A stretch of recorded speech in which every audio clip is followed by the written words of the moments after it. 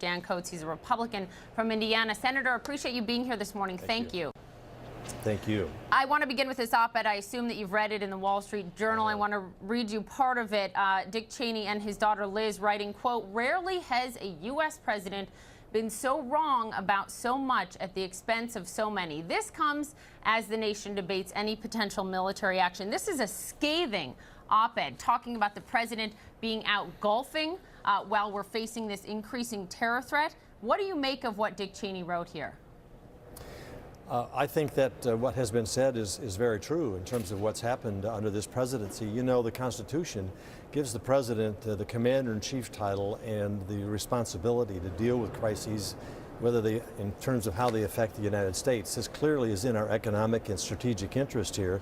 And with all the blood and treasure we spent to bring Iraq to a united state and frankly, pretty pacified after the surge, we've seen it now deteriorate rapidly. This is an opportunity for the president to step up and regain some credibility for the United States and I think provide some leadership, and I hope he takes it. He's supposed to meet with the leadership today. It's way too late. He's in the desert, but the wrong desert, and should have been in the White House, but at least it's a start. And I'm calling on the president, Mr. President, we look to you as the leader, not only of our country, but our country as a leader in the world. And we need some decisiveness and some decisions. You can't just keep turning to Congress and saying, Senator, give us some ideas. The president is the one that needs to form the policy. Senator, at the same time, it was the Bush-Cheney administration that signed in 2008 that status of forces agreement that required all troops, not just combat troops, all American troops out of Iraq by 2011.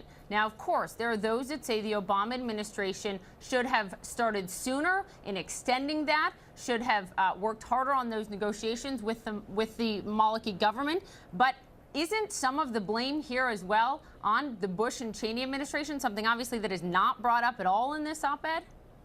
Well, you know, the important thing is that everyone steps up and takes responsibility. That's the duty of the congressman, and that's the duty of the president of the United States. Is that happening, sir?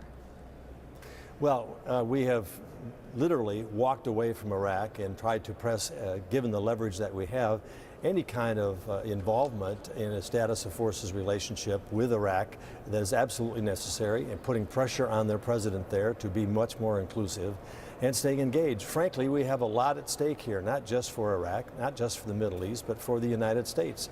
And whatever happened in the past, it's time to step out now and make a decision. Go before the Congress, go before the American people, and make a decision, Mr. President. At the same time, in 2011, the Maliki government was unwilling to give the United States the guarantees that it needed to, it believed, at least at that time, to keep our troops there, protection from prosecution and other things. I want to talk to you about something that some of your fellow Republicans have been talking about, and that is an area where they're a bit divided, whether or not the U.S. should potentially take up this opportunity for discussions with Iran. Being on, of course, there's the nuclear divide, but being on the same side with Iran when it comes to wanting to defeat and hold back ISIS. You know, you heard Ted Cruz on Aaron Burnett Out Front last night saying no way, no how. You heard Hillary Clinton addressing the prospect of that in the town hall. And then you even have Lindsey Graham, who said he would be, willing, the U.S. should be willing to have those discussions. Where do you fall in that? Should we be talking to Iran about working together here?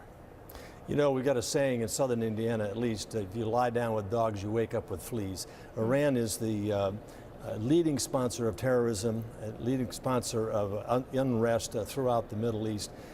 They have created the IEDs that have maimed and killed our soldiers. We are pursuing their quest for nuclear weapons. This compromises everything we do. We're making peace with an enemy to try to deal with the situation that we should be dealing with our allies and friends, not with our enemies. So that's a no? Absolutely a no. It'd be a tragic mistake for us. We would pay long-term consequences for that type of arrangement. I appreciate the time this morning, Senator Dan Coates. Thank you for coming in.